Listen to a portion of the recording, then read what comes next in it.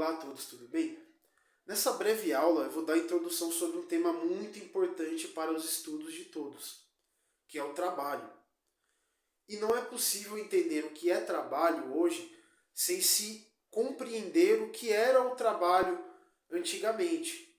E daí a gente vai trabalhar com duas palavrinhas muito importantes: escravo, servo.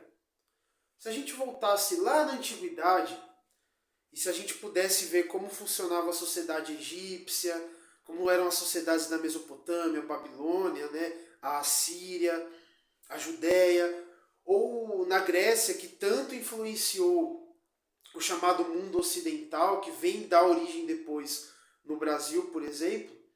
O Brasil ele é profundamente influenciado por esse mundo grego. Se a gente pudesse voltar lá atrás, a gente ia ver que todas essas sociedades eram muito repletas de escravos. Então, sociedades diferentes umas das outras tinham esse traço em comum. A escravidão era um dos pilares de desenvolvimento de quase todos os povos da antiguidade. O escravo, o que é um escravo? Né? A gente fala tudo bem, mas e aí, o que é escravo, professor? Basicamente, o escravo é aquele que não tem autonomia sobre si mesmo, não tem autonomia, liberdade para deixar de ser escravo. Então o escravo ele dificilmente deixa de ser escravo. Ele é a propriedade de alguém. Então a escravidão basicamente é quando uma pessoa é propriedade de outra ou de outras pessoas. Ou você tem vários escravos e alguns proprietários de escravos.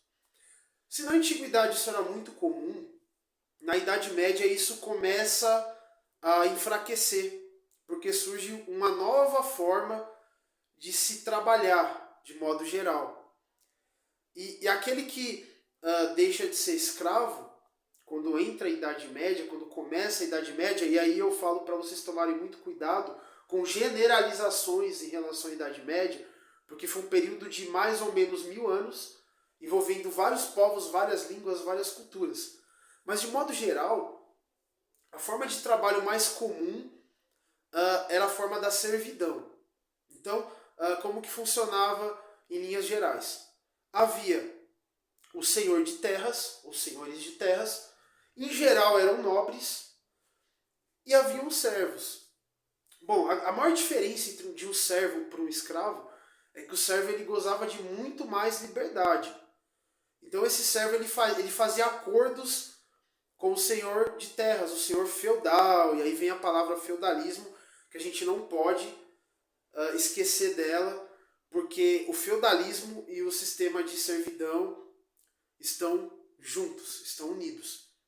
O servo faz um acordo com o senhor de terras, e aí em cada região era de determinado modo, mas geralmente fazia-se um acordo, o servo tinha uma terra para cuidar, o senhor ele oferecia a segurança.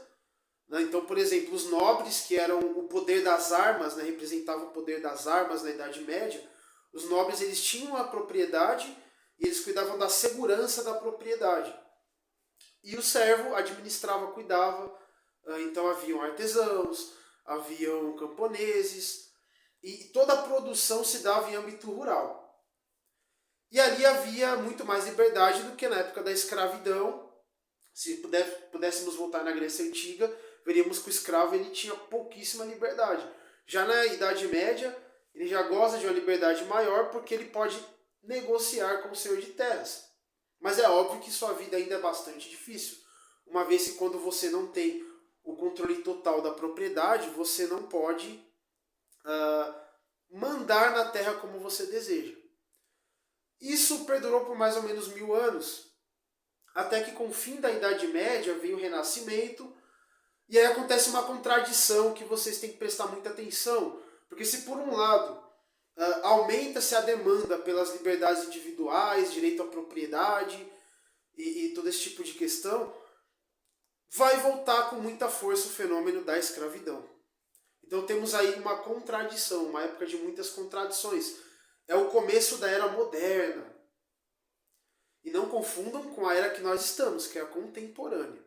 Nós vamos estudar isso com mais calma futuramente. Uma vez que o feudalismo se enfraquece, vem a Era Moderna e temos aí uma disputa muito grande, porque se por um lado havia muita demanda por mais liberdades individuais, por um outro lado a escravidão voltou com muita força.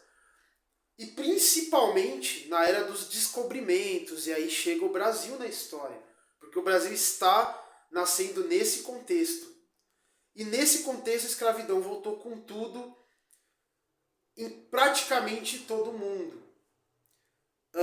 E é muito importante buscar se estudar sobre a questão da escravidão no Brasil, porque sempre houve essa disputa, sempre houve essa discussão no Brasil em relação a isso, porque o Brasil vai herdar a cultura portuguesa em grande parte, mas ele também vai herdar a cultura, ou melhor dizendo, as culturas que vêm da África, onde você tem tanto a demanda contra a escravidão quanto a favor da escravidão.